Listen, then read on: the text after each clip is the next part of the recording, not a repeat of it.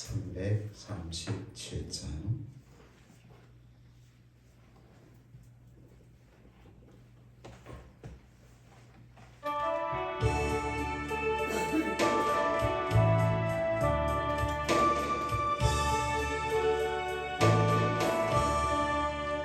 내 모든 시험 무거운 짐을 주 예수 앞에 아뢰이며 근심에서인 날 돌아보사 내 근심 모두 맡으시네. 무거운 짐을 나 홀로 지고 견디다 못해 쓰러질 때 불쌍히 여겨 구원해 주리. 은혜의 주님 오직 예수.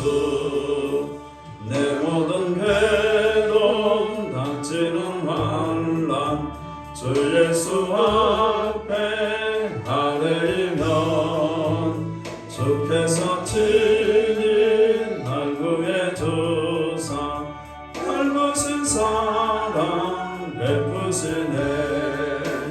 무거운 짐을 나 홀로 지고 견디다 못해 쓰러질 때 불쌍히 여겨 구원해 주리. 은혜의 주님 오직 예수. 내 짐이 점점 무거워질 때 주 예수 앞에 아뢰이면 주께서 친히 날 구해주사 내 대신 짐을 져주시네. 무거운 짐을 나 홀로 지고 견디다 못해 쓰러질 때 불쌍히 여겨 구원해 주리. 은혜의 주님 오직 예수. 마음의 시험 무서운 죄를 주 예수 앞에 아뢰이면 예수는 나의 능력이 되사 세상을 이길 힘 주시네.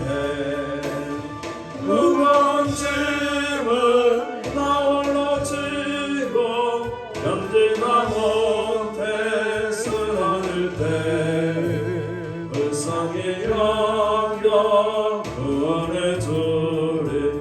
은혜의 주님 오직 예수.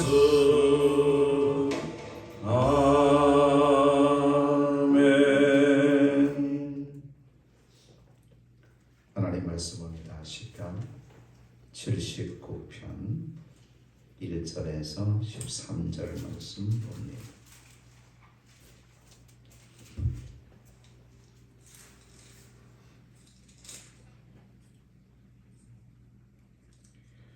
봉독해드립니다. 하나님의 이방 나라들이 주의 기업의 땅에 들어와서 주의 성전을 더럽히고 예루살렘이 돌무더기가 되게 하였나이다. 그들이 주의 종들의 십제를 공중의 새에게 밥으로 주의 성도들의 육체를 땅의 짐승에게 주며 그들의 피를 예루살렘 사방에 물같이 흘렸으나 그들을 매장하는 자가 없었나이다. 우리는 우리 이웃에게 비방거리가 되며 우리를 에워싼 자에게 조소와 조롱거리가 되었나이다. 여호와여 어느 때까지니까? 영원히 노하시리이까?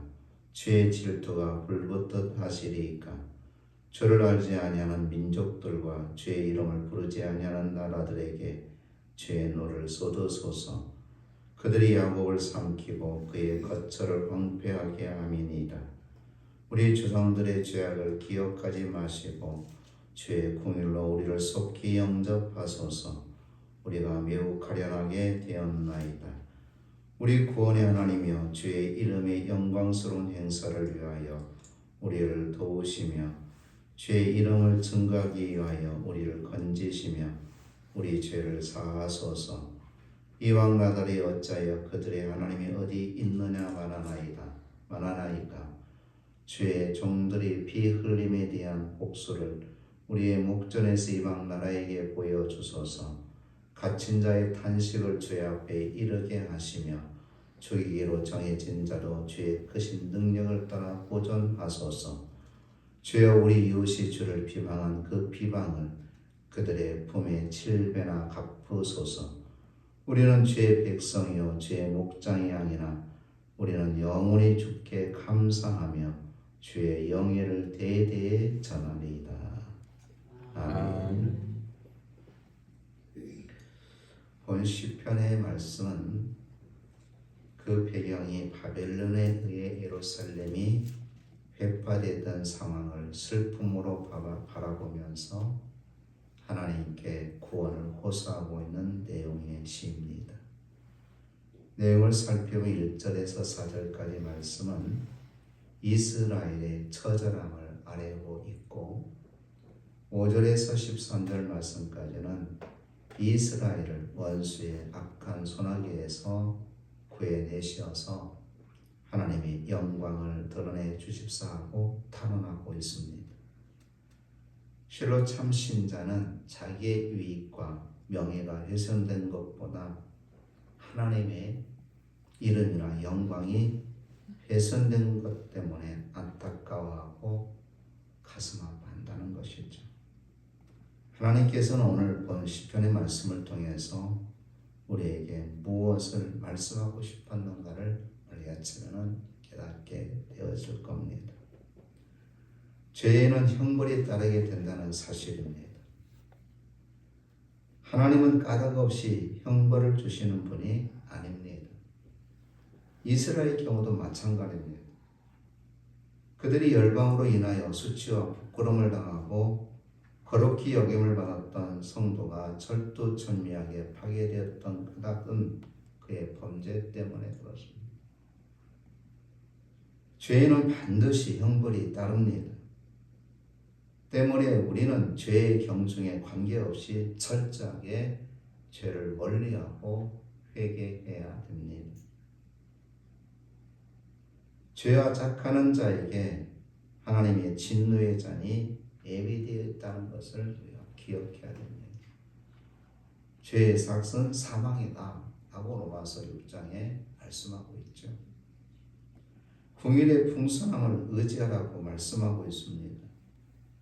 이스라엘이 그토록 이방 대적에게 고통을 당하게 된 것은 그들의 죄 때문이었습니다. 하나님께서는 지나칠 정도로 그들의 죄를 범하고 있었을 때에 선지자를 보내서 여호와께 돌아오라, 죄를 멀리하라, 나만 섬기라 라고 경고의 말씀을 주었음에도 불구하고 이스라엘 백성들은 그 선지자가 전한 말을 귀담아 듣지 않고 오히려 듣기 싫다 길을 나가버립니다. 그들의 죄를 지적한 선지자에 대해서 분개하고 오히려 때리고 죽이는 일도 서슴지 않았습니다. 그들은 우상을 숭배했습니다. 그럼에도 불구하고 이스라엘 백성들은 그 경고를 무시하고 하나님의 말씀을 떠났기 때문에 결국 하나님의 진노를 사고 말았던 것이죠. 그러니 이스라엘 백성들이 당하는 고초는 그들의 죄로 인한 것이었기에 하나님께 부르짖는 염치도 없는 죄였던 것입니다. 그러나 시인은 그래도 하나님께 부르짖고 있습니다. 이유는 하나님의 공의를 믿고 있기 때문에 그렇습니다. 회개하는 자에게 임하는 하나님의 풍성한 공의를 믿었기 때문에 시인은 하나님의 도움과 구원을 담대히 호소할 수 있었던 것입니다. 오늘 보면 8절 말씀의 시인은 우리 조상들의 죄악을 기억하지 마시고 주의 공의를 우리를 속히 영접하소서 우리가 매우 가련하게 되었나이다 라고 그렇게 말씀하고 있죠. 마땅히 죽을 우리가 그래도 의지할 것은 하나님의 공의를 뿐입니다. 자비를 베풀어 주옵소서 이렇게 시인은 간구했던 것이죠. 회개의 눈물로 하나님의 궁유를 의지하는 그 성도는 기도의 응답을 받게 되는 겁니다. 혹 오늘 우리들도 시인의 신앙을 본받아야 됩니다. 우리가 잘못한 것이 있잖아요. 그래도 하나님이 궁유하심을 믿고 하나님은 눈물로 회개하는 자의 기도를 간과치 않습니다. 반드시 기억하시고 응답하신다는 것이죠. 우리 하나님은 궁일의 하나님이십니다. 그 하나님을 믿고 그 하나님 앞에 눈물로 회개하며 간구하는 저와 여러분들이 되어야 될 줄로 믿습니다. 하나님은 언약에 충실한 분이라는 사실입니다. 따라서 그 언약에 의하여 기도하면 확실히 응답을 주십니다. 본문 9절 말씀에 시인은 주의 이름의 영광스러운 행사를 위하여 라고 하면서 건져달라고 그렇게 간구하고 있습니다. 그렇습니다. 이게 무슨 말이냐면 이스라엘 구원과 하나님의 영광과 무슨 연관이 있을까요? 그건 서로 언약 관계이기 때문이죠. 언약 관계. 일찍이 이스라엘은 시온산에서 하나님으로부터 선민이 되었습니다. 그러므로 이스라엘의 수치는 곧 하나님의 수치라는 담대한 기도를 할 수가 있는 것이죠. 이런 맥락에서 시인은 주의 기업, 주의 성전, 주의 종이라고 기도하고 있는 것입니다. 주의 소유가 모두 짓밟히고 있기 때문에 이것을 하나님께 호소하고 있는 거예요. 또한 13절 말씀에는 주를 목자로 그의 백성을 양으로 비유하고 있습니다. 이렇게 언약 안에 볼 때에 모든 환난은 반드시 감사 찬송으로 바뀌게 된다는 확신을 주고 있는 것이죠. 하나님은 언약의 하나님이십니다. 그 언약을 하나님은 반드시 이행하시는 분이시죠. 그리고 언약 관계에 있는 백성들을 어떠한 경우에서도 구원해 주시고 보호해 주신다는 사실입니다. 오늘 저와 여러분들도 예수 그리스도를 통한 언약의 백성이 되었음을 여러분 믿으시기 바랍니다. 아멘. 그렇기 때문에 저와 여러분들은 하나님의 보호하심 속에 하나님의 구원하심 속에 하나님의 사랑과 은혜 속에 살 수 있게 되었다는 것이죠. 우리가 혹 실수를 범하고 죄를 범한다 할지라도 하나님은 언약에 충실하는 분이시다. 그리고 우리 또한 언약에 합당한 삶을 마땅히 살아야 된다라는 것이죠. 하나님은 언약만 지키신 분이 아니라 언약 관계에 있는 저와 여러분들도 하나님의 말씀에 합당한 삶을 그 언약을 잘 이행하고 지킬 수 있을 때에 하나님의 은혜와 복을 받게 되는 겁니다. 그러면 왜 하나님께서 이스라엘을 징계하셨을까 하는 겁니다.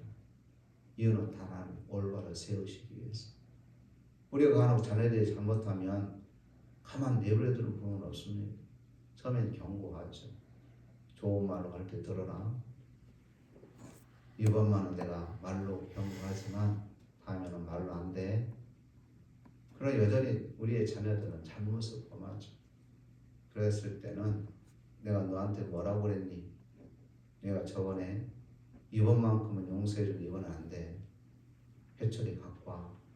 그때 매를 들잖아요. 매를 드는 이유가 뭐예요? 미워서가 아니잖아요. 사랑하고 또 사랑하고 사랑하기 때문에 바른 아이가 되기를 위해서 때론 부모는 회초리를 듭니다. 하나님께서도 택한 백성들, 언약관계에 있는 백성들이 왜 징계를 내릴까? 믿지 않는 사람들, 하나님과 관계없는 사람, 바로 하나님 믿으니까 뭐 별거 없네. 하나님 믿었더니 저렇게 더 매를 맞네, 어려움에 처하네 라고 조소하고 조롱하는 경우가 있잖아요. 그러나 하나님은 그런 소리를 듣게 한다 할지라도 반드시 뜻이 있다는 거죠. 바르게 세우기 위해서, 올바로 세우기 위해서. 하나님의 능력이 모자라서가 아니라 당신의 백성들이 어려운 가운데 빠뜨리는 것이 하나님의 마음이 아니라 이스라엘 백성들을 바벨론에 던지시고 이스라엘을 주변으로부터 조롱을 당하게 하신 이유는 이스라엘을 징치하여 그들로 올바로 세우기 위함이었던 겁니다. 그러므로 환난 날에 자신의 잘못을 속히 회개하고 하나님이 원하시는 뜻이 무엇인지를 깨닫고 변화되어져야 될 줄로 믿습니다. 아멘. 오직 하나님만이 영육간의 환난 가운데 있는 모든 것으로부터 건져 주시는 분이기 때문에 그렇습니다. 이제 말씀을 맺으려고 합니다.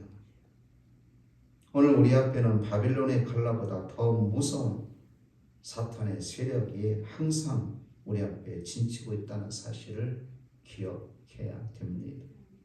방심하고 나태하고 게으르고 죄 가운데 빠지면 금방 무서운 환난과 굴욕의 시간이 올 수밖에 없다라는 거예요. 오늘 말씀을 통해서 하나님은 그걸 깨우쳐 주시고자 한 겁니다. 택한 선민의 이스라엘 백성들도 하나님의 긍휼과 사랑을 받았던 구원함을 받았던 이스라엘 백성들도 그들이 죄를 범하고 하나님 경고에도 그들이 돌이키지 아니하니까 이방 나라들로부터 특히 바벨론이라는 나라로 인해서 철저하게 멸망시켜버리잖아요. 멸망당하게 만듭니다. 그로 인해서 이방 민족들이 야 하나님 믿어봤자 별거 없네. 하나님이 살아계시기는 하나? 그렇다고 너희들이 그런 어려움을 당하지 않을 건데 이렇게 조롱하고 물렸던 거예요. 여러분 우리 앞에는 바빌론의 칼라보다 무서운 사탄의 세력이 항상 우리 앞에 있다. 엿보고 있다. 틈탈 기회를. 그래서 죄를 짓게 하고 절망과 시리에 빠지게 하고 하나님과 언약을 깨뜨리게 하고 결국 우리를 망하게 하려고 사탄은 늘 우리 앞에 있습니다. 기회를 엿보고 있습니다. 그러나 여러분 그렇다고 해도 절망하거나 낙심할 필요는 없습니다. 왜? 긍휼의 하나님이 나의 하나님이시기 때문에 나를 지켜주시고 구원해 주시고 보호해 주실 전능하신 하나님이 나의 하나님이시기 때문에 그러므로 여러분 나 자신을 냉철하게 살펴서 회개할 것은 회개하고 참고 인내할 것은 인내하고 하나님 앞에 더 가까이 나아가는 저와 여러분 되시기를 바랍니다. 오늘도 하나님의 긍휼하심을 의지하고 그 하나님께 간구함으로 하나님께 사랑받고 용서받고 그리고 보호받는 저와 여러분 다 되시기를 주의 이름으로 축복합니다. 기도합니다. 하나님 긍휼이 많으신 분이심을 믿습니다. 우리를 사랑하고 계시고 우리를 끝까지 지켜주실 분임을 믿습니다. 때로는 우리가 실수하고 죄에 빠질 때마다 깨우쳐 주시고 회개케 하여 주시며 늘 하나님 은혜 안에 머물기를 원하는 저희들이 되게 하옵소서. 환난 날에 우리를 건져 주실 분은 오직 하나님 한 분밖에 없음을 저희들이 믿습니다. 주님 안에서 오늘도 기쁨과 평강이 넘치게 하시고 승리의 삶을 통하여 하나님께 영광 돌리게 하옵소서. 예수님 이름으로 기도드리옵나이다. 아멘. 하늘에 계신 우리 아버지여 이름이 거룩히 여김을 받으시오며 나라의 임하옵시며 뜻이 하늘에서 이룬 것 같이 땅에서도 이루어지리이다. 오늘날 우리에게 일용할 양식을 주옵시고 우리가 우리에게 죄 지은 자를 사하여 준 것 같이 우리 죄를 사하여 주옵시고 우리를 시험에 들게 하지 마옵시고 다만 악에서 구하옵소서. 대개 나라와 권세와 영광이 아버지께 영원히 있사옵나이다.